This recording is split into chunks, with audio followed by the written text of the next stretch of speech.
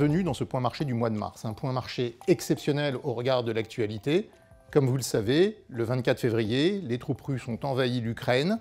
L'invasion d'un pays européen est un événement sans précédent dans l'histoire de l'après-guerre. Naturellement, la guerre en Ukraine a et aura des conséquences économiques et financières dont il est encore difficile de mesurer pleinement l'étendue. Les marchés se sont retrouvés immédiatement sous pression, mais on n'a pas observé de vent de panique, bien au contraire. Lors du dernier week-end du mois de février, les démocraties occidentales ont annoncé des sanctions sans précédent à l'encontre de la Russie qui visent à asphyxier progressivement son économie.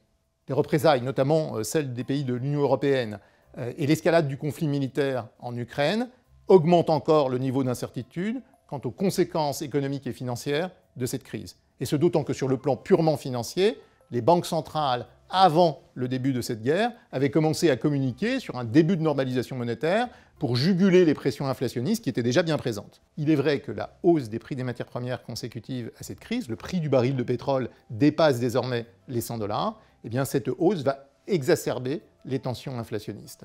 Et le choc d'incertitude est particulièrement marqué en Europe, qui est par ailleurs très dépendante de ses importations de gaz et de pétrole en provenance de Russie. C'est donc sans surprise que les investisseurs se sont portés acquéreurs de valeurs refuges, comme l'or, dont le cours dépasse désormais les 1900 $ l'once, ou certaines devises, comme le dollar, le yen ou le franc suisse. En définitive, sur le plan économique, il s'agit d'un choc de nature stagflationniste, au sens où il va peser d'un côté sur l'activité économique, tout en accroissant les tensions sur les prix.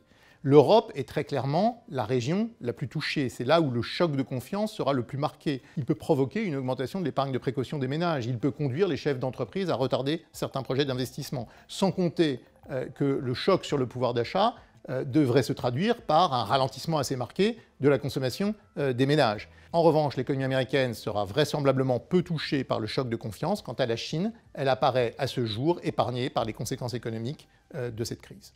Dans cet environnement très incertain, il faut rester particulièrement prudent et nous préconisons de protéger les portefeuilles face aux risques en mobilisant tous les instruments possibles, que ce soit l'or, les emprunts d'État ou certaines valeurs refuges.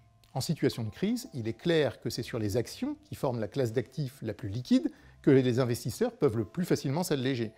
Mais il est tout aussi clair que d'autres classes d'actifs risqués, comme le crédit, pourraient leur embrayer le pas. Nous recommandons néanmoins de ne pas réagir de façon excessive aux mouvements de marché, par nature erratique dans un environnement aussi incertain. C'est d'ailleurs pourquoi il convient de garder en portefeuille des titres liquides, comme les instruments du marché monétaire. Il nous paraît en effet prématuré de se réexposer dans cet environnement aux actifs risqués. Mais nous sommes prêts à réévaluer naturellement de façon sélective et progressive notre exposition aux actifs risqués, en fonction notamment, 1, de l'impact économique de la crise actuelle, et 2, de la stratégie poursuivie par les banques centrales. Merci de votre attention et rendez-vous à notre prochain point marché.